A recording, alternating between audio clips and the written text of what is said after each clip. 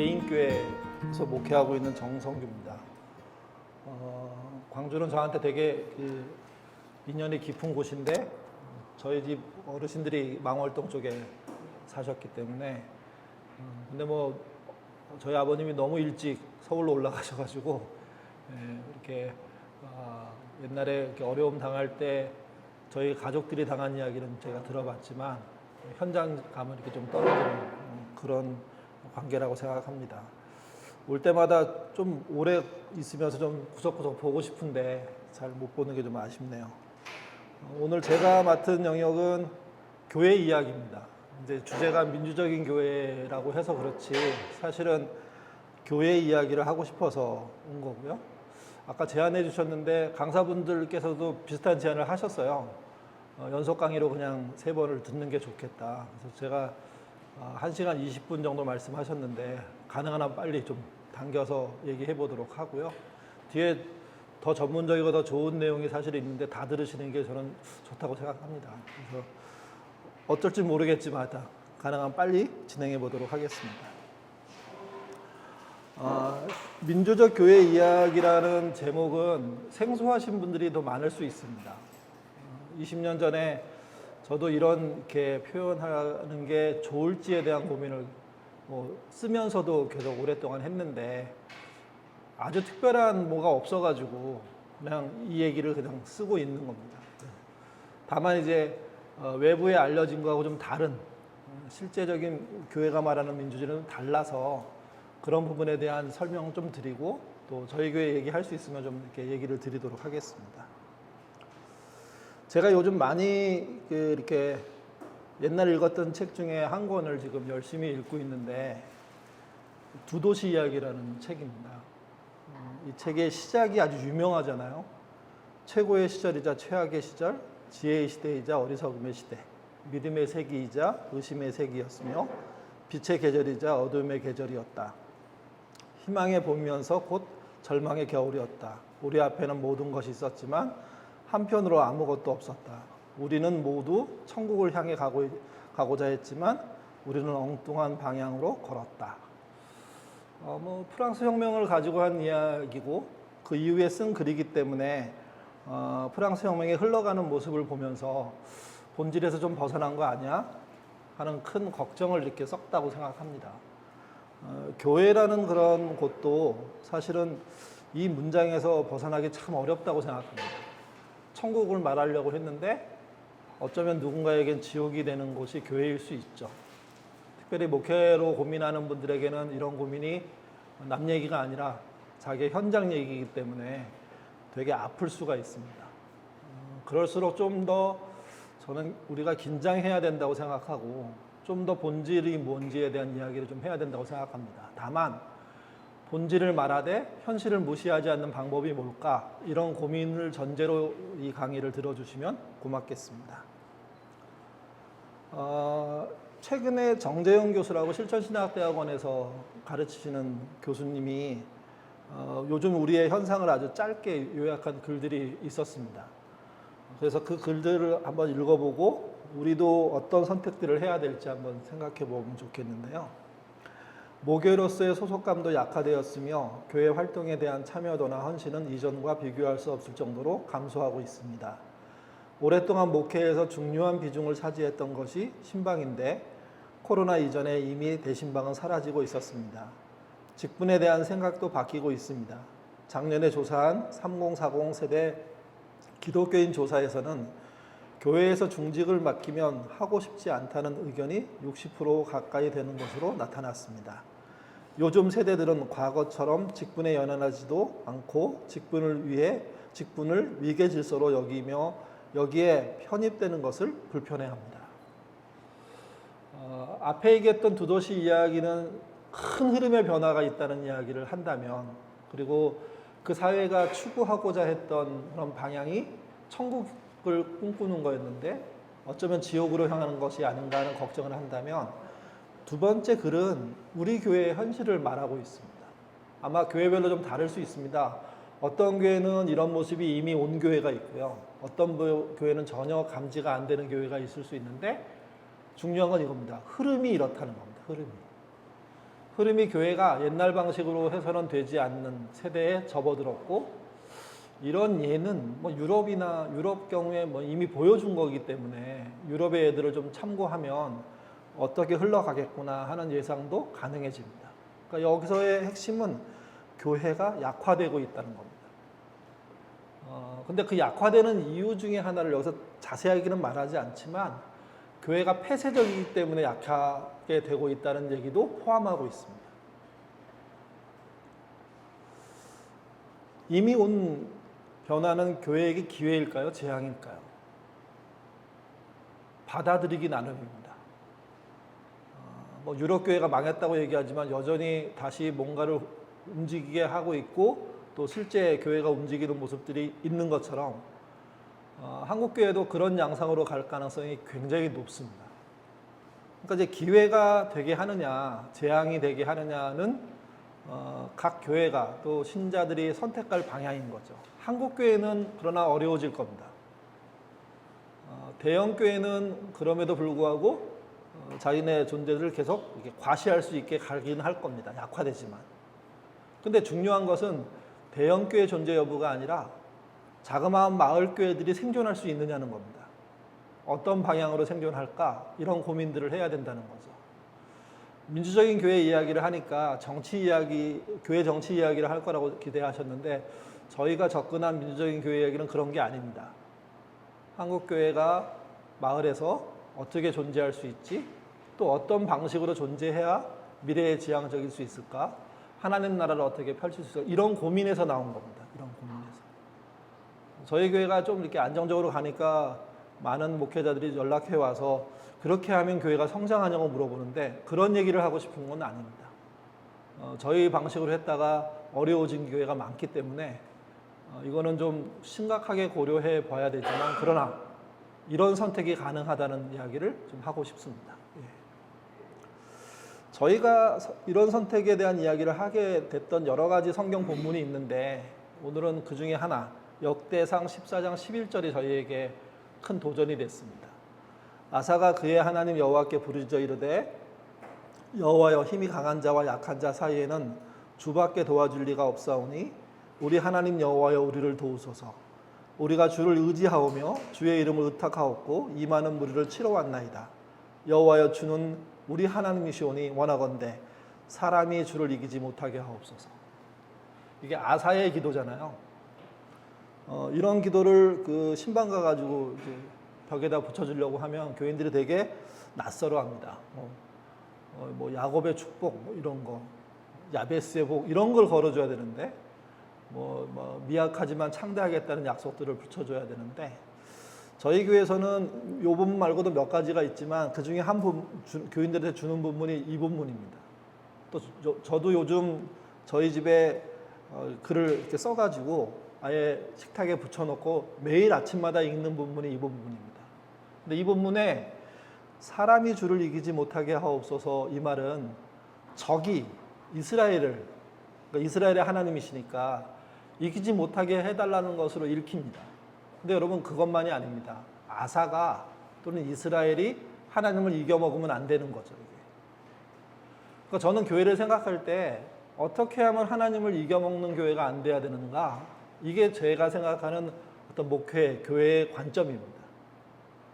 어떻게 하면 하나님의 뜻을 덜 벗어날 가능성이 우리가 있을 수밖에 없으니까 나라는 존재가 목사로서 교회를 뭐 이끈다고 착각할 때도 있고 또는 이끌기도 하고 막 복잡한데 그런 와중에 정말 하나님을 이겨버리는 결정, 하나님의 뜻과 좀 벗어나서 제 뜻을 이루는 결정을 하는 것에 대한 방지책은 뭘까? 저희는 이제 이런 고민에서 지금의 형태의 교회가 고민된 겁니다. 단순하게 교회를 민주적으로 하면 성공할 거야, 유명해질 거야, 이런 것에 대해서는 제가 드릴 답변이 없습니다. 근데 이런 고민을 할 수 있다는 거죠. 사람이 주를 이기지 못하게 하는 그 사람 안에 내가 들어가는 고민은 할 수 있고 그 고민이 저희는 성도 중심의 민주적인 운영이라는 방식으로 이렇게 펼친 겁니다. 저희 방식이 옳은 게 아닙니다. 교회마다 상황마다 조금씩 다를 수 있기 때문에 충분히 이해되고요. 근데 저는 방향성에서는 사람이 주를 이기는 모양이 교회에서는 안 나와야 된다. 세상에서도 안 나와야 되죠. 그렇지만 세상은 모르고 할 거니까 교회만은 사람으로서 하나님을 이겨먹는 끝이 나오면 안 되겠다 하는 거라는 거죠. 그래서 저희 이야기를 기억할 때 역대상 14장 11절을 기억하시고 좀 생각하시면 좋겠습니다. 물론 이 부분 말고도 여러 부분이 존재합니다. 근데 오늘은 뭐 시간상 요 정도만 저희 성경적인 배경을 말씀을 드렸습니다. 어떻게 사람이 주를 이기지 않는 교회가 될 수 있을까? 이게 저희의 고민입니다. 그리고 저희는 완벽하지 않았고 수없이 시행착오를 하고 있는 게 현실입니다. 21년 차인데, 22년 차인데 아직도 부족합니다. 잘 되고 있다고 말하기 어렵고 아직도 바깥에 얘기하기 창피한 게 너무나 많고 한국교회가 갖고 있는 특징들을 여전히 갖고 있고, 그래서 고민 속에 하는 이야기라는 걸 재차 말씀을 드립니다. 어떻게 부흥하느냐보다 이 문제가 저는 더 중요하다고 생각합니다. 조금 더 본질에 가까운 문제이기 때문에 생존을 위한 부흥이 필요합니다. 너무나 교인이 안 찾아오거나 새 가족이 안 생기거나 처음 믿는 사람이 안 생기면 교회로서 이게 쉽지 않죠. 근데 부흥만을 위한 교회로서는 그것도 뭐 나중에 생기는 문제가 만만치 않잖아요. 그래서 어떻게 부흥하느냐보다 이 문제가 더 본질이라고 생각합니다. 사람이 주를 이기지 않는 방법. 제가 신학교 때 가장 큰 감동을 받았던 것, 신학교 이전부터 이게 목회를 하게 된 이유 중에 하나인데 만인 제사장적 교회였습니다. 저희 교회에서는 전신자 제사장주의 이렇게 얘기하는데, 신자란 모두 하나님의 백성으로서 제사장이라는 거죠. 또는 성직자라는 거죠. 그 얘기를 저희 어렸을 때부터 목사님의, 전사님의 수없이 들었습니다. 근데 그런 모습은 보지 못했습니다, 사실은. 옛날 저희 교회 담임 목사님이 한동안은 본인이 저희 그 교회의 제사장이라고, 나를 통해서 하나님께 예물이 가는 거고 기도가 가는 거고 뭐 이렇게까지 말씀하셨거든요. 지금 이걸 신학적으로 따지면 되게 심각한 문제입니다, 사실은요. 이단이라고 걸어도 될 만한 문제인데 저는 그런 줄 알았습니다. 그분을 통해서만 하나님께 갈 수 있다고 생각합니다. 근데 그분의 입에서 만인 제사장을 얘기하신 거예요. 모두가 성직자고 모두가 제사장이고. 그러니까 어린 마음에 얼마나 혼돈스럽든지 왜 저 말하고 이 말이 동시에 나오지? 또 어느 시점에서는 목사님이 예언자라고도 하셨어요. 또 대언자라고도 하셨어요. 대언자라는 말은 설교자를 그렇게 표현할 때는 이렇게 의미 전달이 되는데 어떤 가정사의 목사님의 말이 하나님의 말처럼 통용되면 이것도 굉장히 위험합니다. 또 한동안은 사도라고도 하셨어요. 신약시대로 치면 당신이 사도의 역할을 하는 존재라고. 그러니까 뭔가 우리보다는 하나님과 어떤 직통계시에 가까운 현장에서 그분을 보는 듯한 인식을. 이게 저희 교회만 그랬던 게 아니라 저희 동네 교회 대부분이 그런 식으로 흘러갔던 거죠. 이게. 근데 그분들이 대부분 만인제사장 얘기하셨어요. 종교개혁의 정신이라고. 그러니까 청년 때 제 마음이 너무 헷갈리는 거예요. 만인제사장이면 그분이 제사장이라면 나도 제사장이라는 얘기인데? 그래서 목사님, 제가 목사님처럼 제사장입니까? 이렇게 하면 아이 그건 아니지 이렇게 얘기하는 요 사이에서의 딜레마가 굉장히 심했던 거죠. 그래서 저는 이 공부를 하고 싶었고 이 공부를 하다가 신학은 제 체질이 아니다. 저는 전공이 상담심리인데 그쪽으로 가긴 했지만 저의 화두는 이거였습니다. 교회의 문제에서는. 신자가의 관계를 표현할 때 수직적이냐 수평적이냐는 얘기 하잖아요. 근데 앞에 목사님 이야기로 하면 그건 수직적이에요. 하나님, 목사님, 나. 또는 그 사이에 장로님, 권사님, 집사님 이렇게 들어있는 거죠, 이게. 그러니까 이런 흐름이 옳으냐, 그게 종교개혁의 정신이냐, 성경의 정신이냐 답할 수가 없더라고요. 그래서 내가 목회를 하게 되면 뭘 할까 고민하면서 만인 제사장적 교회를 실현해보자라는 게 저의 꿈인 거죠. 저의 꿈. 네. 또 하나는 교회가 세상보다 좀 열려 있어야 되거든요. 이 폐쇄성이 굉장히 숨쉬기 힘들었습니다. 폐쇄성 안에서. 뭐라고 얘기해야 되냐면 우리만 어디에 갇혀 있는 것 같아요. 그 독일 사람들이 독일에 있던 유대인들이 있었던 걸 게토라고 했다는데 그 게토 안에 들어있는 느낌이 들었어요. 세상을 선도해야 되는데 세상에 하나님 나라를 얘기해야 되는데 마치 한 곳에 있는 방주 같은 역할을만 생각하는 건 아닌가 뭐 이런 생각들을 하게 된 거죠. 그래서 사람이 주를 이기지 않기 위한 교회로서의 저의 개인적인 생각은 많은 제사장적인 교회를 해야 된다고 생각했고 이것은 수평 관계에 대한 고민이 필요하다고 생각했고 또 하나는 세상한테 열려있는 공동체가 돼야 된다. 뭐 이런 생각들을 뭐 짧게 말씀드리면 이런 생각을 한 거죠. 저는. 이게 종교개혁의 정신과 어느 정도 이렇게 있다는 겁니다. 그러니까 뭐 성경이 소중하고 믿음이 소중하고 이거를 전제로 하는 이야기입니다. 그리고 또 여기 오신 분들은 그런 전제를 충분히 아신다는 전제로 그냥 갑자기 바로 저희가 하고 싶은 얘기로 들어온 거죠. 아브라함과 롯의 차이를 좀 말씀드리고 가면 좋겠습니다. 창세기 13장에 나오는 건데 롯이 그 소돔과 고모라를 봤을 때 자기의 관점이에요. 어떻게 보냐면 이에 롯이 눈을 들어 요단 지역을 바라본즉 소알까지 온 땅에 물이 넉넉하니 여호와께서 소돔과 고모라를 멸하시기 전이었으므로 여호와의 동산 같고 애굽 땅과 같았더라. 그냥 저자의 관점으로 쓰여 있지만 사실은 롯이 눈을 들어 본 것에 대한 저자의 알림입니다. 두 가지로 봤대요. 소돔과 고모라를 여호와의 동산. 그러니까 여기서 유추할 수 있는 건 에덴 동산이죠.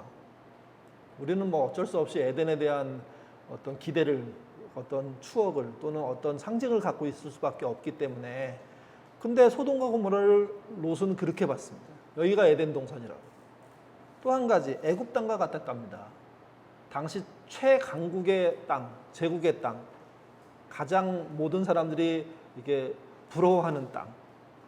그러니까 소돔과 고모라를 여호와의 동산 에덴 같이 보고 애굽 땅 같이 볼 정도의 시선, 그런 판단력, 또 다르게 말하면 그런 믿음, 그게 누구의 믿음이었냐? 롯의 믿음이었다는 거예요. 그러니까 우리가 지향해야 될 방향성에 대해서 생각할 때 혹시 우리는 롯과 같은 시선은 아닌지에 대해서 생각해 보셔야 됩니다. 만인제사장적인 것도 그렇게 풀어갈 수 있다는 거죠. 아주 세속적이고 성공주의적으로 풀어갈 수 있는 건데 그런 방향성에 대해서 좀 이렇게 생각을 달리 해야 된다는 겁니다. 그 원인을 창세기 12장 24절에 이렇게 말합니다. 좀 졸리시죠? 같이 한번 읽어볼까요? 읽겠습니다. 이에 아브라함이 여호와의 말씀을 따라갔고 롯도 그와 함께 갔으며 아브라함이 하란을 떠날 때에 75세였다. 아브라함은 그분의 말씀을 따라갔고 롯은요 그와 아브라함과 함께 갔답니다. 저는 이게 그 둘의 차이라고 생각합니다. 그분을 따라가는 신앙과 그분을 따라가는 사람을 따라가는 삶은 다를 수밖에 없습니다. 결국 나중에 이제 어떤 이야기가 나오냐면 창세기 19장에 가면 롯이 심판을 받잖아요. 그때 그 심판을 받는다는 사실을 아브라함이 알고 있었어요. 근데 집에서 편하게 잤죠. 이유는 간단했습니다. 롯을 의인이라고 생각했습니다. 그래서 소돔과 고모라가 안 망할 거로 생각한 겁니다. 그래서 집에 편안해 잤는데 소돔과 고모라는 심판을 받았습니다. 그 성경 구절은 이렇게 표현합니다. 롯이 아브라함을 생각하사 롯이 그 엎으시는 중에서 내보냈다 이런 표현이 등장하거든요. 그러니까 아브라함의 영향력이 어디까지 미쳤냐면 망할 수밖에 없는 조카에게 미쳤고 그래서 소돔과 고모라에서 탈출할 수 있는 기회를 얻었고 저는 이게 교회와 세상과의 관계, 믿음 있음과 없음의 관계로 표현되는 굉장히 중요한 우리에게 어떤 상징이 된다고 생각합니다. 그래서 제가 하고자 하는 이야기는 이 정도의 배경을 가지고 하는 말씀이라는 그 생각이라는 걸 좀 이해하셨으면 좋겠습니다. 개념 1. 만인제사장적인 교회. 만인제사장이라고 할 때 명확하게 믿음 구원이라는 등식을 우리가 이제 수용할 수밖에 없는데 로마서 1장 7절은 성도로 부르심 받은 자라고 얘기했습니다. 그러니까 하나님의 부름이 먼저라는 거죠. 그리고 그 다음에 믿음이 있다는 이야기입니다. 위로부터 태어남, 요한복음은 그렇게 얘기했습니다. 거듭남이라는 표현인데요. 많은 세상적인 교회는 교회에 등록한 모든 사람이 교회를 운영할 수 있다는 뜻이 아닙니다. 되게 애매하고 주관적이기 때문에 때로 혼란이 있지만 거듭남에 대한 것에 어느 정도의 확신, 또 믿음으로 구원받는다는 그 신앙의 동의, 이게 전제가 돼야 됩니다. 그냥 사회적 생활하던 사람이 교회에 들어와서 한 표를 행사하는 방식의 민주주의를 말하는 게 아닙니다. 우리가 생각할 때 이건 너무 애매해서 말하기 참 어렵지만 신약교회에서 그렇게 했다며요. 그 1대1로 멘토로 누군가 정해져서 처음 믿는 사람에게 기독교의 진리와 교리와 교회 생활 여러 가지를 다 설명해 주고 난 다음에 동의를 하면, 근데 그 동의에서 제일 어려웠던 게 그런 거래요. 그 학자나 지식인들이나 많이 배운 사람들이나 부자나 이런 사람들이, 귀족들이 교회에 들어가면 신분 낮은 자와 종과 함께 형제자매가 돼야 된다는 거였대요. 다른 거는 어렵지 않았대요. 왜냐하면 충분히 말씀으로 설명이 가능했기 때문에, 논리적으로 다 이해가 됐기 때문에. 그래서 믿으면 구원받는다, 예수님이 구주이시다, 이런 교리는 그래도 어렵지 않은 문제였대요. 제일 어려운 게 뭐였냐면, 그래서 종과, 그래서 가난한 사람과, 그래서 여자와, 그래서 노인과 차별 없이 살 수 있느냐, 이거였답니다. 그러니까 성도의 기준을 믿느냐 마느냐 정도가 아니었던 거예요. 믿은 다음에 뭐 직업도 관련이 없으면 직업도 버려야 됐잖아요. 플러스 가난한 사람의 이웃으로 살 수 있냐, 진짜 형제자매가 될 수 있냐, 좀 더 들어가면 그를 매장하는 일에, 그가 죽은 다음에 매장하는 일에 네가 참여할 수 있냐, 이런 거였거든요. 이게 지금은 신앙인의 기준이 그때보다 훨씬 모호합니다. 훨씬 애매합니다. 그래도 그렇더라도 성도로 부르심 받았다는 확실한 이해가 있고, 또 위로부터 태어나야 한다는 확실한 믿음이 있어야 여기서 말하는 만인제사상적인 교회의 일원이 될 수 있다는 겁니다. 그러니까 여기에 혼돈이 없으셔야 됩니다. 민주적인 교회란 교회 등록한 모든 사람이 참여하는 게 아닙니다. 저희 교회에서도 안 그럽니다. 저희 교회는 멤버십이 있는 교회인데 다른 교회에서 장로님이든 목사님이든 상관이 없습니다. 전부 다 우리 교회 과정들을 거치면서 우리가 얘기하는 걸 동의하셔야 됩니다. 1번이 믿음이고요, 2번이 교회 공동체에 대한 약속입니다. 그렇게 해서 들어와야 그분이 교회 민주적인 결정을 할 수 있는 일원이 되는 겁니다. 일원이. 또 일원이 됐다고 해서 바로 그가 나와서 일을 할 수 있느냐? 아니요. 최소한 3년은 기다려야 되는, 그러니까 길게는 한 5년은 기다려야 실제 역할을 할 수 있는 교인으로서의 자격이 주어집니다. 저희가 그렇게 한 이유는 간단합니다. 믿음이 확인되지 않은 것, 공동체를 인정하지 못하는 사람이 유명세나 인기도에 따라서 교회를 좌지우지하는 것은, 그거는 교회가 말하는 민주적인 공동체가 아니라는 겁니다. 그래서 거듭남, 어려운 설명이지만 어느 정도의 믿음 확인, 이런 게 필요한 겁니다. 그래서 세상적인 민주주의와 좀 혼돈을 안 하셨으면 좋겠습니다. 질문에도 주셨는데 신분주의 반대가 뭡니까? 민주주의인가요? 예, 인본주의죠. 이거는 이제 반대말에 대한 누군가의 혼란을 일으키는 발언 때문에 민주적인 게 인본주의라고 생각하는 거예요. 근데 민주적인 건 인본주의라고 말하기 어려워요.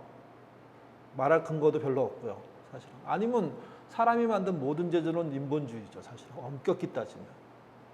근데 그게 중립성이라는 게 있잖아요. 누가 선택하고 누가 하느냐에 따라서 얘기가 달라지죠. 이게. 독재자 중에도 잘 모르겠지만 좋은 독재자가 있을 수 있습니다. 공평하게 나눠주고 아주 뭐라 그러냐, 획기적인 개혁을 해내고 막 이러면서. 근데 그분들의 끝이 안 좋으니까 독재라는 게 문제가 있다고 얘기하는 거잖아요. 이게. 민주주의의 반대는 뭘까요? 그게 독재입니다, 사실은. 혼자 하는 걸 말하는 겁니다. 같이 해야 되는데 혼자 하는 거. 가부장제가 위험한 게 그거죠.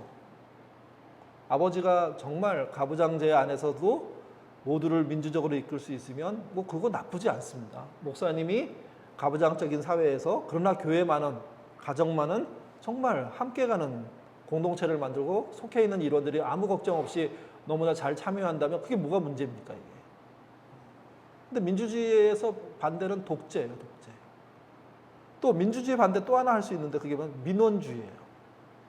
이건 이제 현실적인 문제입니다. 개념적으로 독재와 민주가 한다면 반대라면 현실로 내려왔을 때 민주주의의 반대는 민원주의예요. 우리나라 사람들이 제일 착각하는 거예요. 자기 민원이 해결되면 교회가 민주적이래요.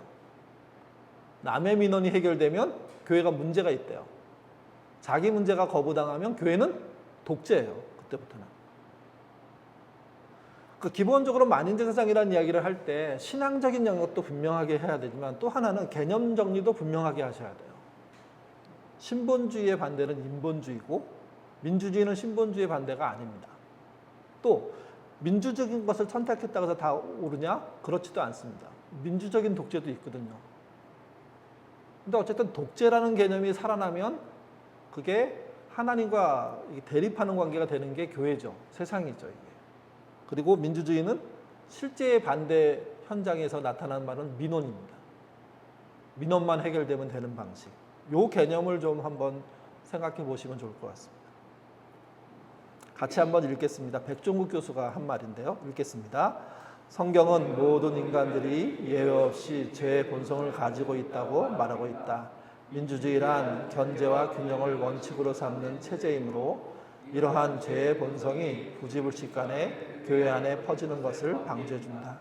리버는 이에 대해 인간은 정의를 행할 수 있는 능력이 있기에 민주주의가 가능하고 불의를 행할 수 있는 가능성이 있기에 민주주의가 필요하다고 설파한 바 있으며 템플은 민주주의는 하나님이 만드신 인간의 본성을 가장 정당하게 다루는 형태의 구조이며 민주적 원리는 기독교의 사물이라고 지적할 수 있다. 따라서 민주적 교회 운영은 성경적이다. 예. 성경적이라는 토대에 대한 이야기는 뭐 더 몇 가지를 할 수 있는데 시간 관계상 이 정도로 말씀을 드리겠습니다.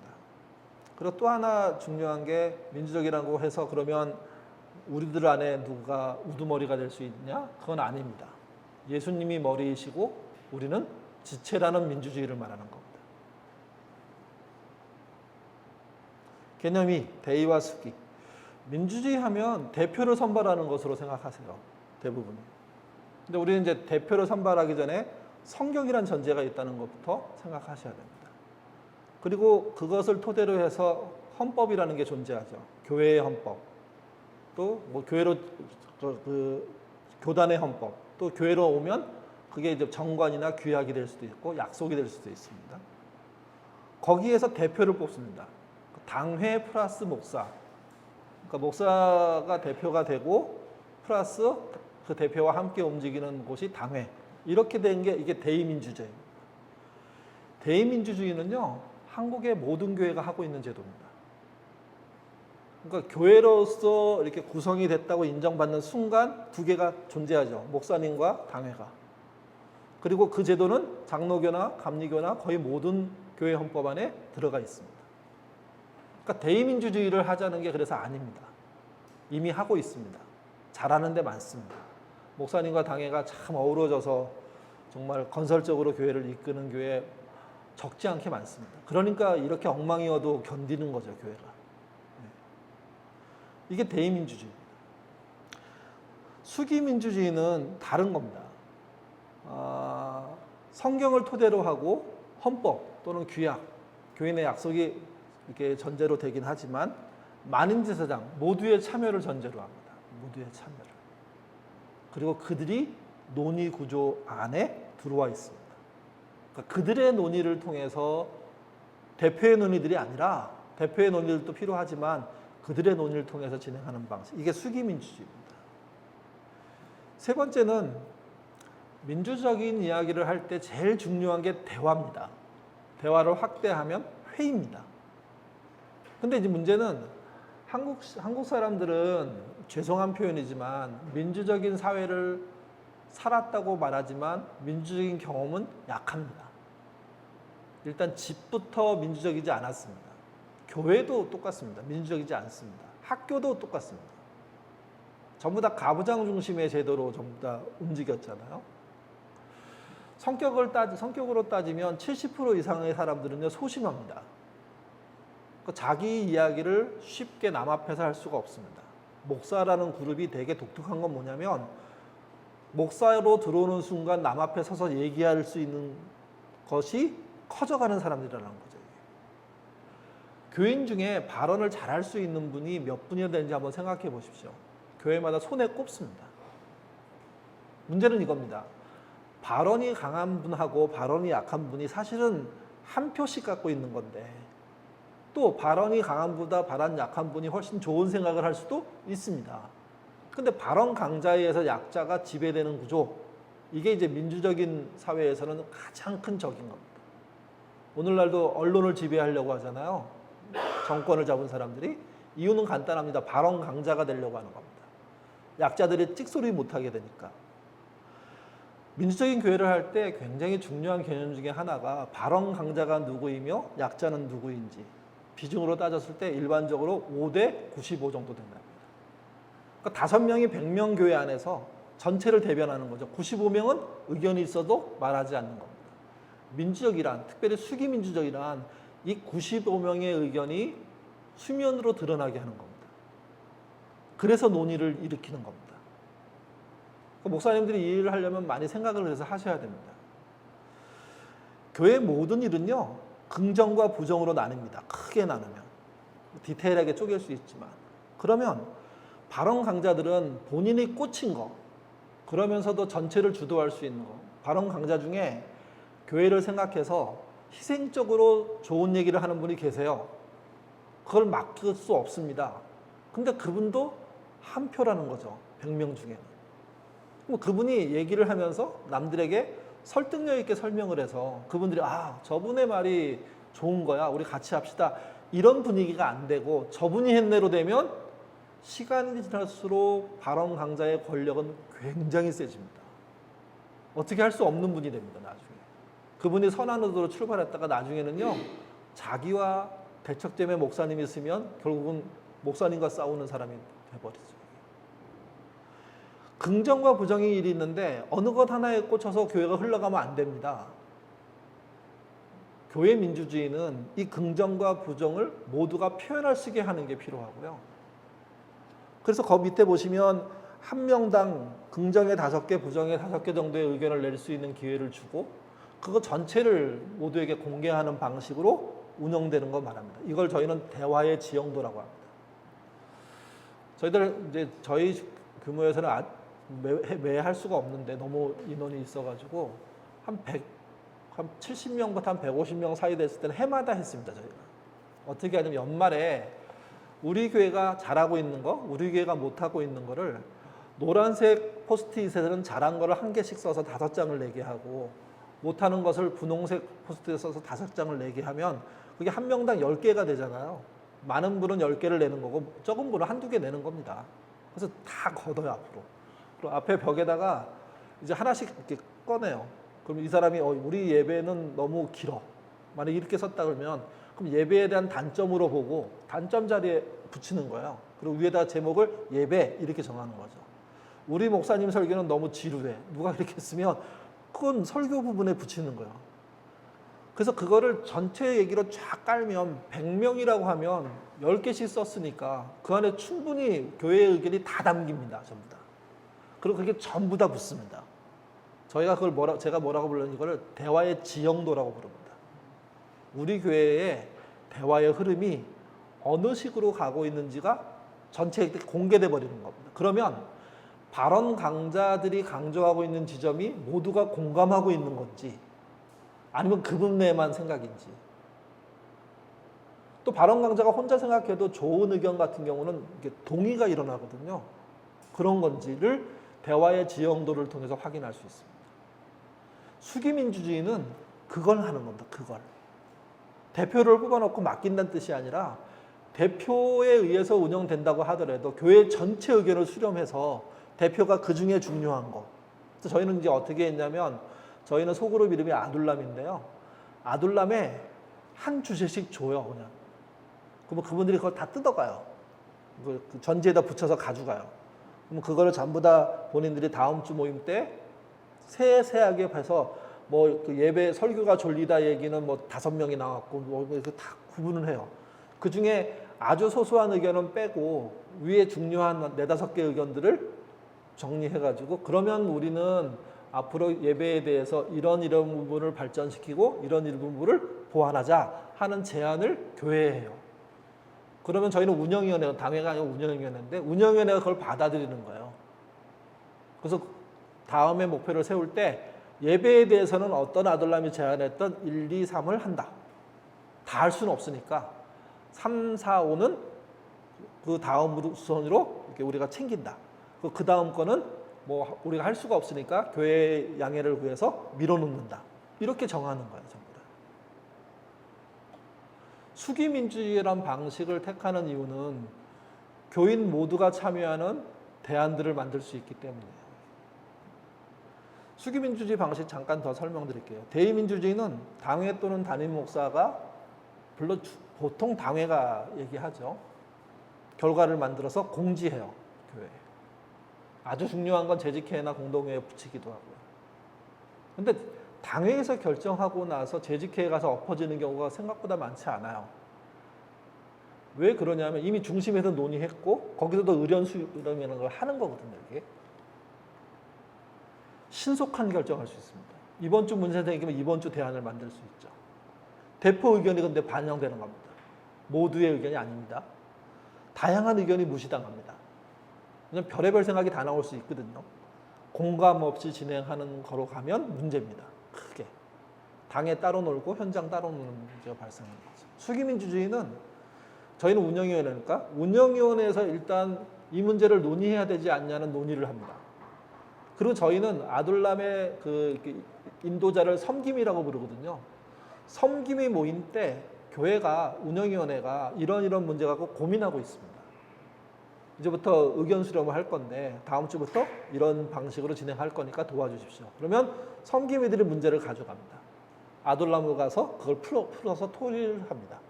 우리 아둘람은 이 문제에 대해서 이런 의견이 나왔습니다 하고 다시 섬김 모임 때 올려줍니다. 섬김 모임이 정리해가지고 운영위원회에 보냅니다. 운영위원회가 그 내용을 토대로 결정해서 결과를 공지합니다. 물론 피드백까지 할 때도 있습니다.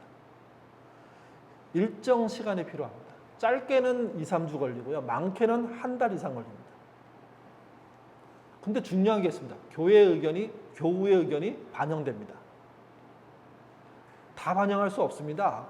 대다수는 의견이 못 들어가요. 근데 내가 의견을 냈고 내 의견이 소수라는 걸 알게 되고 소수로서 밀렸으니까 이해가 되고 다수가 중요하게 생각하는 문제를 먼저 또는 운영위원회가 판단해서 다수가 아니지만 이 문제는 중요하다 하고 지적한 문제들을 공유할 수 있는 거죠.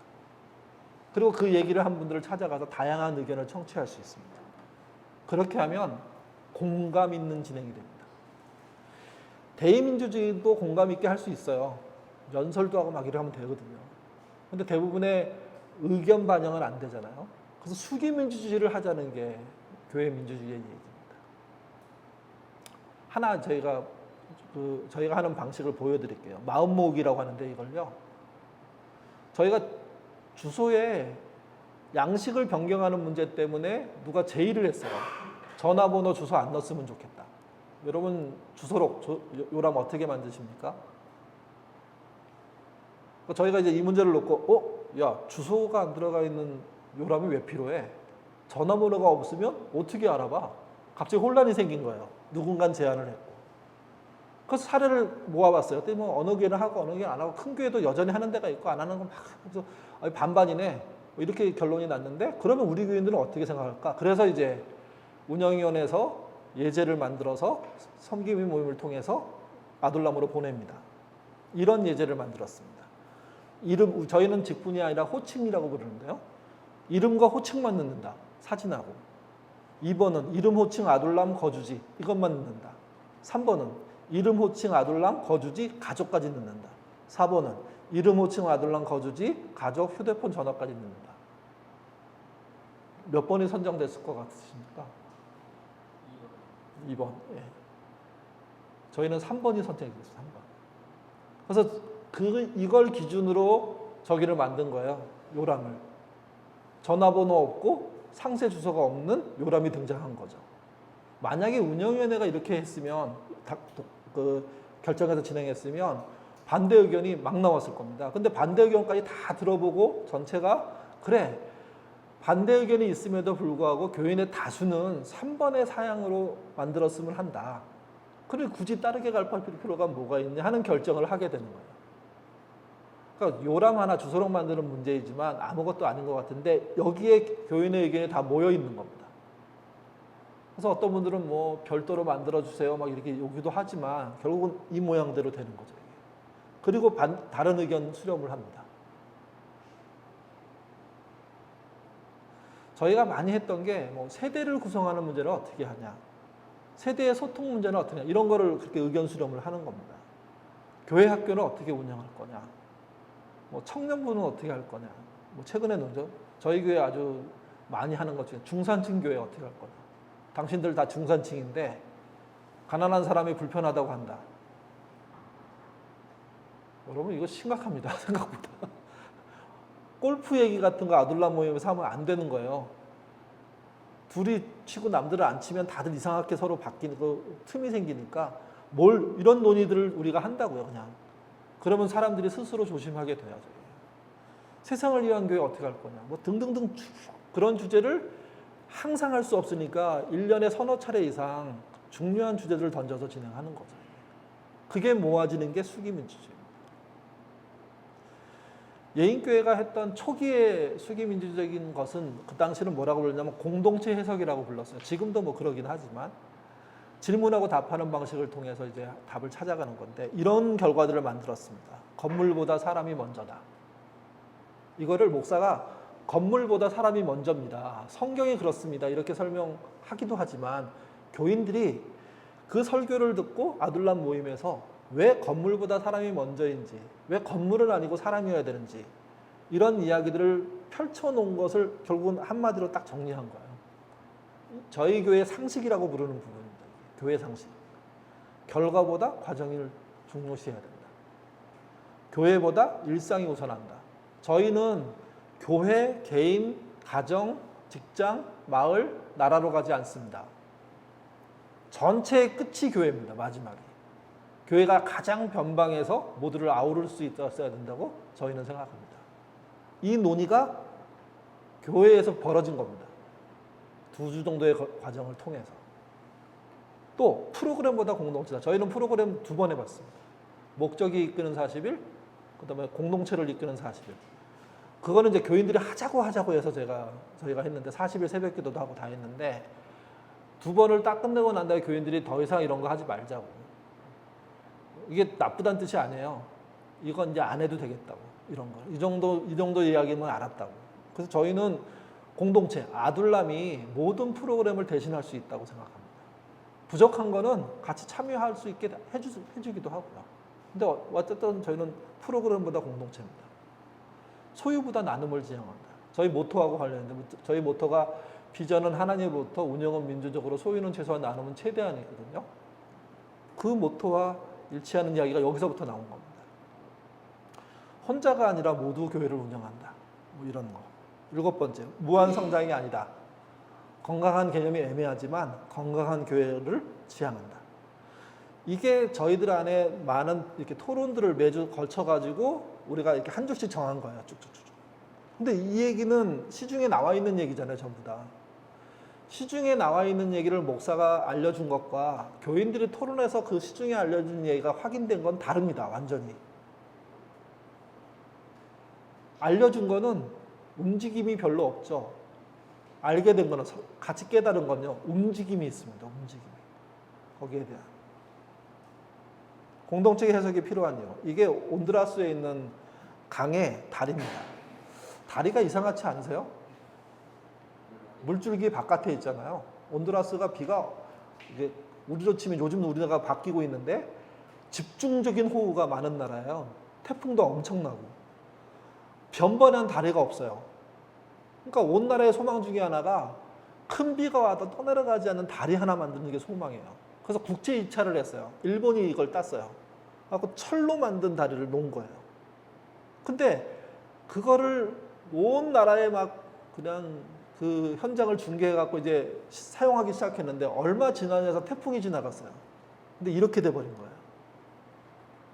물줄기 바깥에 다리가 서게 된 거예요. 나머지는 다 없어져 버리고.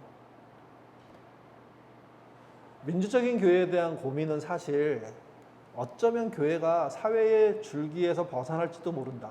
저는 벗어나는 것도 틀리지는 않다고 생각합니다. 벗어난 부분이 있어야 되고. 근데 사회와 전혀 적용하지 못하는 상태의 어떤 방주.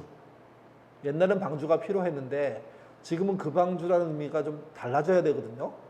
근데 하나님 나라를 어느 곳에 가둬버리는 형태의 모양이 될 수도 있습니다. 그 중에 하나의 키워드가 민주적인 흐름을 교회가 열린 교회 형태로서 어떻게 가져야 될까 하는 고민이라는 겁니다. 물길이 바뀌면 어떻게 하실래요? 전라남도 지역의 광주 지역의 신앙적인 흐름이 정확하게 어떤지 저는 잘 모르겠습니다. 그래도 수도권의 변화보다는 훨씬 더 안정적이라고 생각합니다. 또 변화의 어떤 흐름이 아직도 덜 도착한 듯한 인상도 지어지고 있습니다. 그러니까 목회자 중심의 목회가 여전히 통할 수 있고 또 수도권에서 통합니다. 근데 미래 사회로 갔을 때 그게 통할지, 그게 통하면 오히려 왜곡 현상이 심하지 않을지 고민해 볼 필요가 있습니다. 사회는 열린 사회로 가는데 교회는 목사님 중심으로 닫힌 사회로 간다면 그것이 세상에 복음을 전할 수 있는 길이 될 수 있을지 의문이라는 겁니다. 사실. 세상을 따라가고자 하는 뜻이 아닙니다. 세상에 의미 있는 다리 역할로 서 있어야 된다는 거죠. 근데 세상에 필요하지 않은 다리로 어디 산속에 다리가 있다면 그걸 어디다 쓸까 하는 거죠. 이게. 지역에서 섬이 되는 교회. 그래서 무섭습니다. 제가 오다가 이 교회 이야기 잠깐 들었는데 원래 두 필지를 하나로 지으려고 했다며요. 지역에 반대가 있어서 둘로 나눈 거라며요. 그래서 제가 기본적으로 참 좋은 과정을 겪었다고 저는 생각합니다. 지역이 생각하는 그 생각을 받아들이기 위해서 교인들이 원래 계획을 내려놓고 수정하는 과정들을 거쳤다는 이 이야기만 봐도 이 교회가 대단히 유연성이 있고 지역에 열려있는 모습일 수 있다는 것을 제가 이해할 수 있었거든요. 그래서 그런 시스템이 되려면 목사님 혼자의 결정으로 될 수도 있겠죠. 근데 저는 교인 전체가 함께 그런 결정을 할 수 있는 구조가 훨씬 더 힘있고 탄력 있다고 생각합니다. 그리고 그것으로 이루어진 결과들은 세상에 얘기하기가 너무 편하고 세상적인 이해도 편한 거죠. 이게. 정치가에게 권력을 빼보라 무엇이 남는가? 부자에게 돈을 빼보라 무엇이 남는가? 성직자에게 직위를 빼봐라 무엇이 남는가? 지식인에게 명성을 빼봐라 무엇이 남는가? 빼버리고 남는 것이 그다. 우리 다 아는 얘기잖아요. 이게. 그리하여 다시 나에게 영혼을 빼봐라. 나에게 사랑을 빼봐라. 나에게 정의를 빼봐라. 그래도 내가 여전히 살아있다면, 그래도 태연하게 내가 살아간다면 나는 누구냐? 영혼, 사랑, 정의라는 것이 빠진 신자가 가능할까? 교회도 저는 똑같습니다.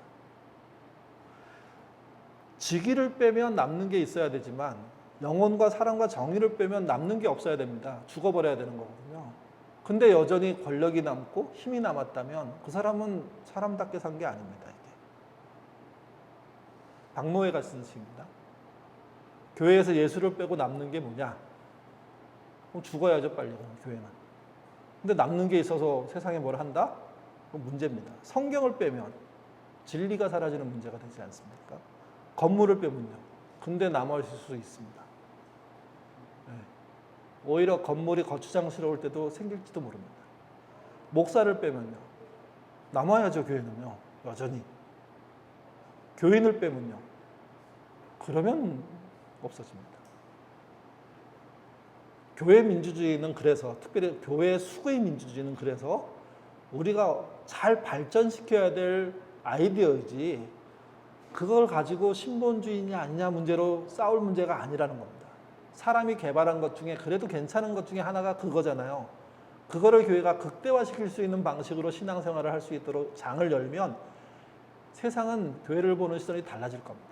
옛날에는 계몽이 중요했다면 지금은 삶이 중요한데 그 삶을 먼저 살아가는 쪽이 중요하거든요. 대한민국 사회에서 민주주의는 후진국에 해당합니다.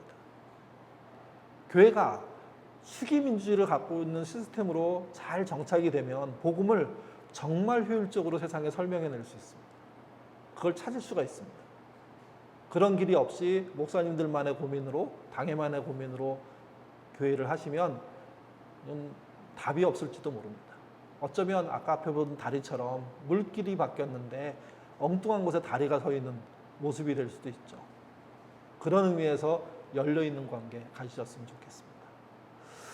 저희 교회 이야기는 막판에 강의할 때 책 소개를 하면 될까 고민했는데 저희 수기민주주의 과정을 이렇게 글로 풀어 쓴 게 있어서 하나 알려드립니다.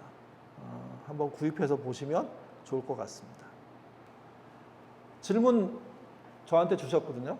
첫 번째, 민주적이란 말에 대한 보수적인 교인들, 교회는 신본주의에 의해 운영되어야 한다고 믿는 교인들에 대한 반감을 어떻게 없앨 수 있을까요? 저는 한 번의 강의로 없앨 수 없다고 생각합니다. 이거는 목사님부터 천천히 이게 좀 긴 과정을 만드셔야 됩니다. 제가 이제 저희 교인들하고 이 얘기를 처음 할 때 저희 교회의 반응이 굉장히 나빴습니다. 우리 좀 민주적으로 합시다 얘기했더니 교회가 무슨 민주주의입니까? 신본주의죠. 22년 전에 나왔던 질문입니다. 그래서 아차 싶었습니다. 내가 무슨 전제도 깔지 않고 설명도 하지 않고 갑자기 훅 던진 거구나. 그래서 이제 뭐 상식 앞에 했던 과정들을 하나하나 머리로 생각해가지고 또 논의해가지고 과정을 이렇게 천천히 그려준 거죠. 그러니까 신본주의의 반대가 인본주의다 이 설명만도 1시간은 필요해요. 역사적으로나 문화적으로나 설명을 해줘야죠.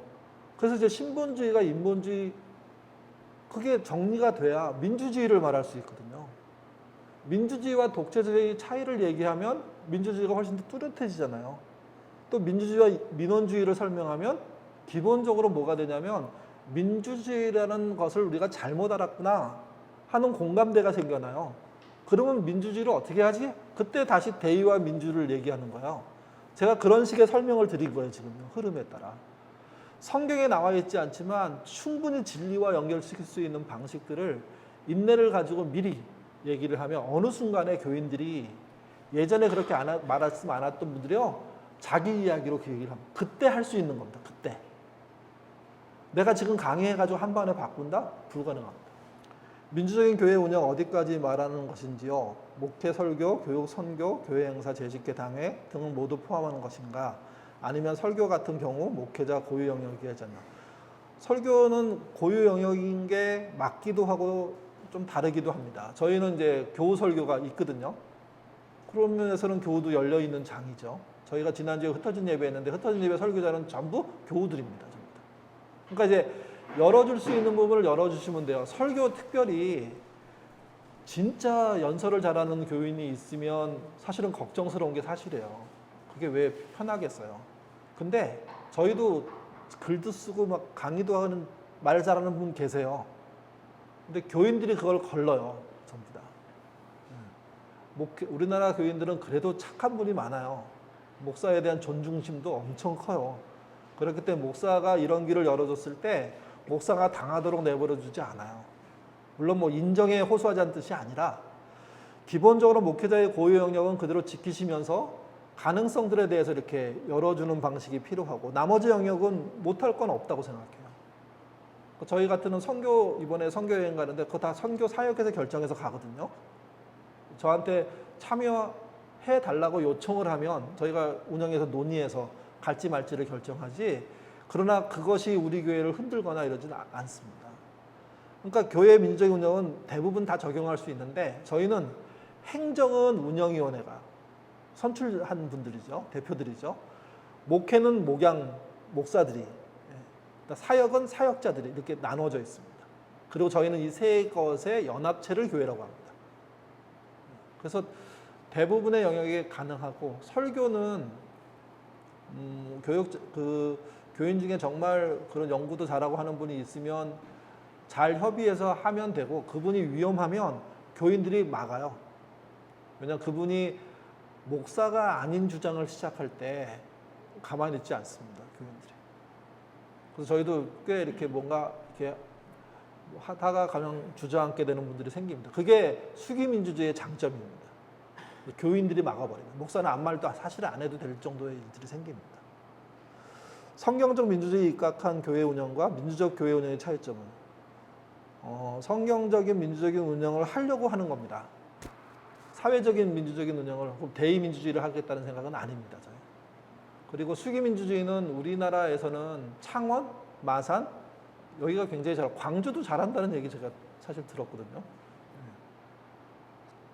민주적으로 교회 운영을 하기 위해서는 교인들의 인식 전환을 위한 교육이나 세미나 필요. 예, 맞습니다. 교회에 맞게 사실 교회 연령대가 많으시면 아주 복잡한 얘기를 설명할 필요가 없잖아요. 그 옛날에 급식 얘기할 때 할머니들이 이유 없이 막 반대하시니까 그 자식이 와서 엄마, 우리 애 밥 먹는데 돈 내고 먹으라고 하는 거야. 근데 가난한 애가 있어. 그 아이가 돈 못 내는데 걔도 어떻게 해야겠다고 책임져야 될 거 아니야? 그래서 모두가 같이 걔 상처 주지 않고 밥 먹기 위해서 지금 이렇게 하는 거야. 이런 식의 이렇게 다운된 설명들이 필요해요. 그래서 이건 교인에 따라 좀 색깔이 다를 것 같고, 중요한 거는 하겠다는 이야기보다 천천히 설명하시는 게 필요해요. 교회니까 성경적인 배경부터 먼저 얘기해요. 그래서 제가 아까 얘기했던 사람이 줄을 이기지 못하게 하는 이 구조라는 게 적한테만 해당하는 게 아니라 우리 믿는 사람, 아사 왕한테도 해당됐던 얘기거든요. 그래서 저는 그런 프로그램을 길게 오래 생각해서 오래 하시는 게 아니라 지금부터 한 1년 동안 배경을 까는 이야기들을 쭉 하시면서 1년 후에 논의로 시작하시면 돼요. 선언으로 시작하지 마시고. 그러면 충분히 저는 그 나이가 드셔도 바뀝니다. 왜냐하면 서두르지 않았다는 것이 굉장한 장점이 되기 때문에 그렇습니다. 이해를 시키려고 해요. 그리고 더 중요한 거는 이해가 된 분들이요, 어느 날부터 스스로 자기 얘기처럼 합니다. 저는 그때가 시작이라고 생각합니다. 그때. 리더의 권위와 전체 공동체의 권위에 대하여 저는 이제 요거는 좀 제가 좀 다른데, 저는 교회에서 목사를 리더라고 생각하지는 않습니다. 교회의 일원이라고 생각합니다. 다만 목회라는 영역에 위임받은 사람이라고 생각합니다. 그리고 저는 그 부분에 대해서 정말 엉뚱하게 저를 치고 들어오면 저도 언쟁하고 싸웁니다. 지나칠 경우에는. 물론 뭐 일반적인 의견을 들어주려고 하는 건 다 하지만 도에 지나치게 목사가 갖고 있는 역할과 거기에 대해서 도전을 하면 그게 옳지 않고 공동체 위협이라고 생각하면 뭐 저 혼자 싸우진 않지만 운영인들과 토의해서 직접적으로 의견을 냅니다. 그러니까 저는 리더의 권위와 공동체의 권위가 우선하죠. 그리고 목사도 그 안에 속해 있죠. 제가 반대 의견을 막 내는 경우에 교회가 제 의견과 다르게 결정할 수 있어요. 교회 전체가. 그러면 그때 저는 교회의 권위에 순종한다는 차원에서 쫓아갑니다. 다만 제가 생각했던 의견을 버린 건 아닙니다. 그리고 나중에 문제가 생겼을 때 제가 생각했던 의견에 대해서 다시 설명할 기회가 올 거라고 생각하고, 그게 없으면 다행이고, 그렇게 가는 방식을 취합니다. 목사가 교회를 개척하는 것을 배척되어야 한다는 입장입니다. 목사는 선교의 역할 후 청빙을 받은 후에서야 목사로 임직할 수 있다고 생각이 되는데, 대부분 노회 등과 같은 곳에서 안수를 받은 후 교회를 개척하는 것이 문제라고 보입니다. 그런 교회가 현재 대형교회 폐단을 만들어낸다고 생각합니다. 내가 개척한 교회, 곧 자기가 교회의 주인이라고 생각하는 착각 말입니다. 이 부분에 대해서 함께 논의했으면 좋겠습니다. 진짜 논의하고 싶습니다. 저는 이렇게 생각합니다. 목사는 공동체에 이렇게 인정을 받아서 목사를 해야 된다고 생각합니다. 무슨 얘기냐면 내가 하나님께 부름을 받았다고 하더라도 공동체가 노하면 기다려야 됩니다. 저는 그렇게 생각합니다. 우리 안에 이제 우리 식구들 안에 목회를 하고 싶은 사람이 생겼어요. 그분한테 그렇게 얘기합니다. 공동체에 우리 동의를 받아야 된다.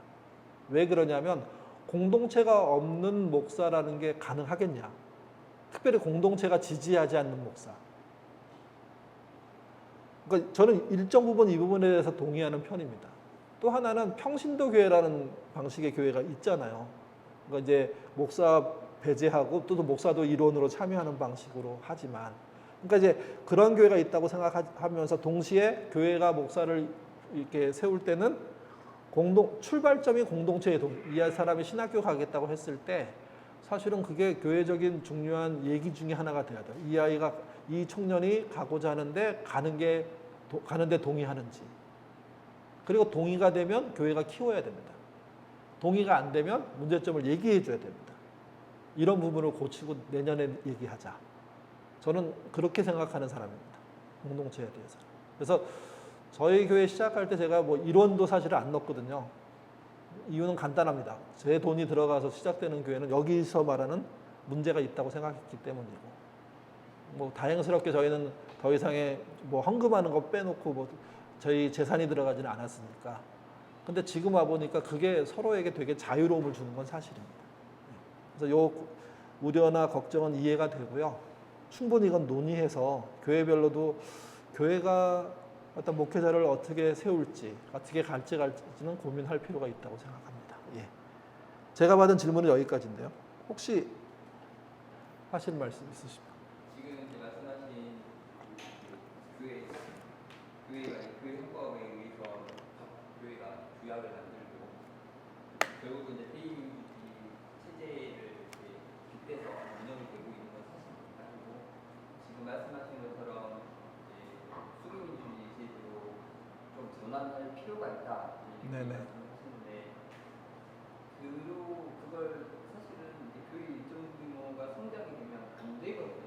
제가 원래 처음에 신앙을 국관을 했었던 것도 한 500여 명으로 넘어가니까 이제 그 안에 이제 처음에는 봉사자였고 자원자였지만 그분이 이제 전일 직업 교역자가 되고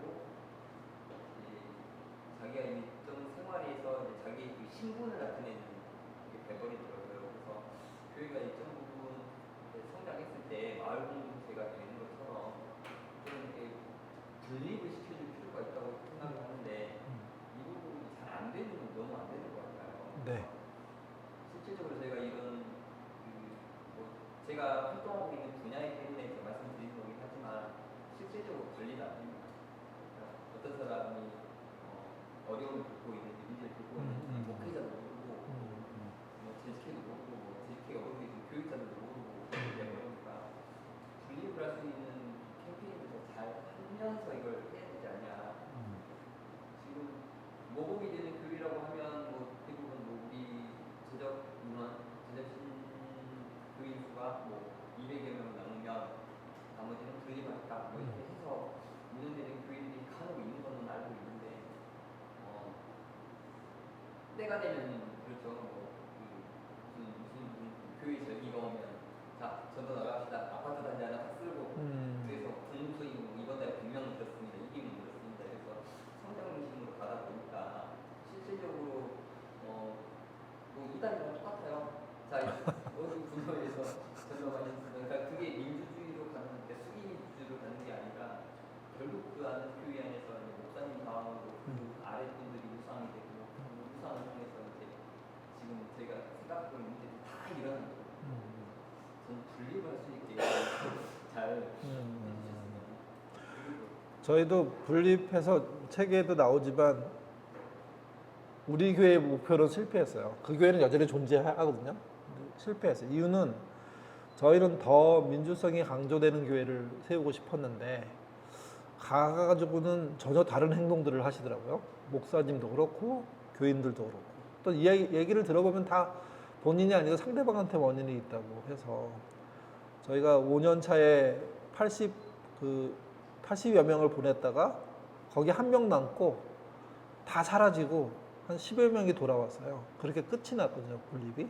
그러니까 이제 그 교회가 사라진 거 아니에요. 왜냐면 그 이후에 교인들이 들어가서 세운 이제 공동체가 있긴 한데. 그러니까 저희가 그러고 난 다음에 저희는 정회원 250명이면 분립을 하는 게 방향인데 분립에 대한 무서움이 생겼어요, 사실은. 그래서 그 다음에 개척을 시켰죠. 청년 30대 또래 부부들하고 50대 부부 한 부부 합쳐서 한 30명을 목사님 한 분하고 같이 마음이 맞아가지고 교회로 시작을 해서 이제 지금은 이제 4년 차 가고 있는데 어차피 저는 큰 규모에서 이게 될 거라고 생각하지는 않습니다. 다만 분립을 한번 하고 나니까 그래서 저희들 분립할 때 동시에 교회도 하나 개척했는데 그래서 110명이 저희가 움직였는데 그 움직였을 때 본교회, 모교회는 약화돼요. 굉장히 급격하게 약화되거든요. 그럴 때 고민이 다시 원래 숫자로 회복되면 교회가 회복되느냐 아니더라고요. 그보다 더 많은 숫자가 필요하던 거예요. 근데 그거는 우리 안에 정신에 여러 가지 위배가 되고 그래서 이 부분은 저희도 고민입니다. 근데 저는 큰 규모의 분립이 필요할지 분가 형태의 자그마한 분립이 필요할지는 좀 생각해 봐야 되지만 또 저희들 아둘람이 한 규모가 2, 30명 되거든요. 저희는 그렇게 분립을 좀 했으면 좋겠다고 생각하는데 무한 교회를 키우는 방식으로는 안 된다고 생각합니다. 또 하나는 나가는 교회가 예인교회, 저희 교회를 똑같이 닮은 그렇게 교회가 돼서도 안 된다고 생각하고요. 그러니까 그 공동체가 고민해서 세울 수 있게 해야 된다고 생각하죠. 그리고 적정 규모는 150명 정도였던 것 같아요. 그때가 말씀한 대로 그래도 한눈에 모든 교우가 들어오는데 300명 넘어가니까 사실은 제가 누가 온지를 몰라서 저희 교육자들이 5명인데 주일날 다 끝나고 난 다음에 출석 체크가 마지막 회의예요. 누가 왔니? 누가 안 왔니를 전부 다 하는데 그것만 한 4, 50분 걸려요. 그리고도 저의 마음속에 다 안 들어와요. 네. 얘기했는데 잊어먹기도 하고 내가 못 봤으니까 뭐 그런 거죠. 그래서 저는 너무 큰 규모로 가는 것은 수기민주주의 자체를 안 하겠다는 뜻으로 이해하는 게 맞겠다. 그리고 너무 작으면 생존의 위협이 있다. 이런 선을 생각하시면서 독립적인 잘 어우러지는 공동체를 세울 수 있다면 많이 세우는 게 저희는 그걸 이제 네트워크형 교회라고 저희를 이렇게 이름 지고 있는데 그런 쪽으로 가야 되는 건 아닌가? 그렇게 고민하고 있습니다. 그리고 그 전체 성도님들의 네. 어떠한 그 호지분이 있는 걸 저희가 복귀 현장에서 많이 보거든요. 네. 예를 들면 어르신들이 많은 교회라고 한다면 전체적으로 의견 수렴을 했을 때 아무래도 어른들을 위한 방향성으로 의견이 수렴되기가 더 편해지고 혹은 그것이 직군으로 반영이 될 수도 있고 연령이나 아니면 지역으로 이것이 반영이 되어서 그것이 의견을 수렴했을 때 그쪽을 지향하게 되잖아요. 그랬을 때 생기는 소수의 사람들을 어떻게 교회에서 여전히 그것을 수렴하면서 한 공동체성이 깨지지 않게 할 수 있는지에 대한 질문이고요. 두 번째 질문은 이건 조금 젊은 세대들에 대한 고민하고 연결이 되는 것 같은데요. 의견을 제시해서 모든 것을 다 열어놓고 민주적으로 하는 것이 굉장히 좋고 가치 있지만 실제로 들어가 보면 저희가 가장 먼저 맞닥뜨리는 것은 관심이 없다는 네네. 현실이거든요. 의견을 물어도 내고 싶은 의견이 없는 대상들. 그냥 목사님 좋으실 대로 하시면 됩니다. 저희는 따르겠습니다. 맞습니다. 별로 그리고 정작 애써 고민을 내게 네네. 해보면 네. 고민하지 않고 그냥 이 의견을 모집하는 순간을 빨리 벗어나기 위한 답변들 네네. 깊이 숙고하지 않은 답변들이 보여지는 것이죠. 여기에서 오는 어려움들을 어떻게 극복하셨는지 그리고 마지막 세 번째는 비등한 의견이 대립했을 때에는 예를 들면 그 의견 대립군이 49대 50이라든지 네네. 이렇게 되었을 때에는 결정이 되고 나서도 여파가 굉장히 공동체적으로 없다고 하기 어려워요. 이런 갈등 관리를 어떻게 하셨는지. 첫 번째 그 편향적인 그 선택을 하게 될 때 맞죠. 그리고 소수의 의견들을 어떻게 하는지에 대해서 편향성이 생길 수 있다고 생각합니다. 왜냐하면 뭐 어차피 우리는 안 쓰는 말이지만 계층이 교회 내에 존재하기 때문에 그리고 또는 세대가 존재하기 때문에 그래서 제가 이제 그 교회 개혁이라는 이슈는 50대 이상이 지향하는 이슈예요.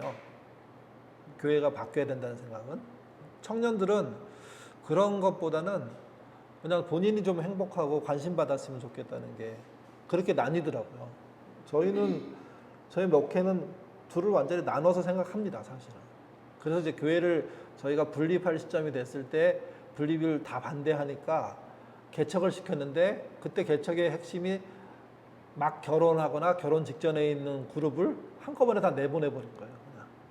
왜냐면 걔네들이 따로 떨어져 나가가지고 자기들의 꿈을 못 펼치면 어른들이 했던 교회 개혁을 이어받을 생각은 없었기 때문에 그래서 아예 저는 세대를 그렇게 구분하는 게 필요하겠다. 그리고 남아있는 청년들이 있거든요. 그 사람들은 거기를 따라가지 않고 이 교회에서 생각이 있대니까 거기랑 연결시키는 방식으로 하는 거를 그렇게 생각하고요. 편향성이 생기는 거는 사실은 저희 교회도 교회를 떠나는 문제로 이어집니다, 사실은. 자기 의견이 너무 소중한데 교회가 못 알아들어요. 그럼 떠나게 돼요. 근데 저는 그게 그분을 붙잡고 있을 가능성이 있으면 붙잡겠는데 그러지 못하면 떠나는데 동의하고 그 교회를 이렇게 교회를 인도하는 길 같은 경우, 특별히 이제 어떤 경우가 있었냐면 아이들을 좀 더 자연에 친화적으로 교육시키고 싶은 그룹들이 좀 생기기 시작했어요, 저희 안에. 근데 저희 교회 같은 또래들 중에 상당수는 그러고 싶지 않아요. 그냥 이 지역에서 떠나고 싶지 않는 거예요. 그러니까 떠나야 될 사람과 뭐 이렇게 자연적으로 이렇게 새로운 걸 열어가야 될 그룹과 생긴 거예요. 갈등이 생긴 거예요, 서로요. 그래서 이제 그 그룹이 네 가정 정도가 됐고 새로운 생각을 그다음에 그냥 기존 체제에 충분히 적응할 수 있고 그러면서 지금 교회가 하는 방식으로 충분히 할 수 있는 이게 다수가 된 거죠. 그래서 한 가정은 뭐 아주 급진적인 변화를 요구하는 분들이어서 그분들이 뭘 찾았는지를 봤더니 뭐 지리산에 어떻게 살아가는 뭐 자연 이런 분들을 알고 있더라고요. 그래서 그분들에게 가게 그냥 계속 밀었습니다. 그쪽으로. 또 두 가정은 공교롭게도 직장을 저희 부천에 살다가 수지 용인으로 이사 가게 되면서 공동 육아에 대한 관심을 갖고 있길래 저희도 지난주에 그 목사님도 만나고 왔는데 고기리에 있는 고기 교회라는 교회로 아예 저희가 이적을 권했고 코로나 연결돼 갖고 최근 1년 전에 실제 등록해서 교회 생활 잘하고 있거든요. 저는 그렇게 할 수밖에 없었습니다. 그러니까 그들을 다 품었으면 좋겠는데 그분들이 얘기하는 어떤 급진성이나 사회 변화적인 어떤 욕구들이 너무 세니까 그러면 그런 공동체로 가야 된다. 우리가 이제 그만큼은 해줄 수가 없다라는 걸 교회적으로는 밝혀버리는 겁니다. 그러면 이제 교회가 생각보다 그들이 떠날 때 굉장히 심각해집니다. 우리가 되게 건전하고 좋다고 생각했는데 우리의 체제에 대해서도 의문을 다는 분들이 실제 생겼고 저희는 그 가나안 성도라는 사람들을 익명의 그리스도인이라고 부르거든요. 저희가 처음 그렇게 불렀는데 우리 안에 익명의 그리스도인이 생겨요. 이거를 처음에는 되게 너무 놀랐어요. 그래서 숨길까 가만히 둘까 생각하다가 안 되겠다. 이건 공개해버려야 되는 거다. 우리 안에 익명의 그리스도인이 생긴다. 우리 안에 교육적인 문제 때문에 교회를 떠나는 생긴다. 우리 안에 더 급진적인 공동체, 더 아주 이렇게 사회에 들어가는 공동체를 하고 싶으면 적응을 못한다. 근데 그 전에 어떤 문제가 있었냐면 동성애 문제도 있었고, 그 다음에 군대 평화 때문에 군대를 안 가려고 하는 거부하는 집총 거부하는 그 청년들이 생겼거든요. 그때 저희가 대처를 잘못했어요.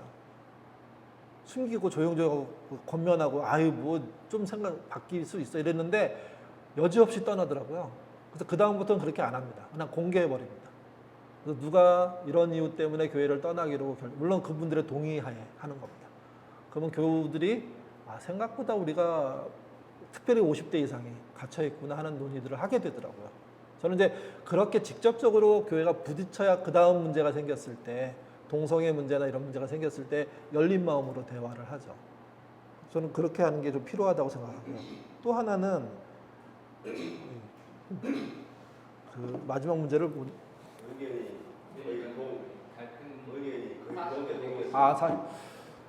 죄송한데 아직까지는 없었습니다. 저희는 없었고 사전 조정 그 이제 수기민주주의의 장점이 저희 대화의 지형도란 장점이 51대 49로 안 갑니다. 상당히 여러 의견이 군이 막 등장하거든요. 그래서 지배적인 구조가 드러나면 확실하게 드러날 건데 그렇지 않는 한은 되게 이렇게 아름아름해서 제가 아직 경험해 보지 못한 51대 49는 경험해 보지 못해가지고 지금 우리 대통령이 된 그 정도의 비등한 상황은 아니었기 때문에 제가 말씀드리기 참 어려워요. 다른 분이 좋은 의견 있으면 좋겠는데요. 그거나 충분히 수고되지 않은 의견들, 의견에 별로 관심이 없는 사람들에 대한 이 민주주의를 어떻게 할 것인가 질문을 했을 때 그런 것을 하나 사실 주려는지 잘 모르겠어요. 거기 찍던지. 근데 청년부는 의견 수렴이 필요한데 아직 그 아이들의 나이 연령대 때문에 리더십도 필요한 것 같아요. 저희 교회에서는 리더십이란 말을 안 쓰는데 끌어주는 사람이 필요할 것 같아요. 저는 성결교 출신이거든요. 그러면 이렇게 뜨거운 집회 우리 선후배들은 많이 합니다. 저희 교회는 별로 안 하지만 근데 거기에 애들이 많아요. 젊은 애들이. 일반 이렇게 저희 교회 같은 경우도 많은 편이지만 다른 데 별로 없거든요. 청년이 사라지고 있는데 카리스마가 드러난 곳에는 청년들이 많아요. 그 말은 아직 자신의 입장을 직접 내놓고 뭘 이렇게 논의하는 구조보다는 이렇게 뭘 흡수해야 되는 과정이라고 저는 생각을 하고 그들을 존중하지만 좀 주도적으로 알려줘야 될 걸 알려주는 방식의 그 리더십이 거기서는 필요하지 않을까? 저희 그 청년부 간사님한테 제가 계속 주문하는 겁니다. 우리 교회는 민주적이지만 청년부에 대해서는 주도성을 가지고 좀 끌고 가야 된다. 그래서 보게 하고 알게 하고 이렇게 하는 것이 우리가 할 수 있는 방향이 아닐까 생각한다. 저는 그렇게 하고 있어요. 저는. 저희 아이들이 다 30살 뭐 이렇게 된 청년들이기 때문에 제가 하고 있는 목회에 대해서 그렇게 뭐 관심이 있지 않습니다. 아빠 열심히 하는 것 같은데요.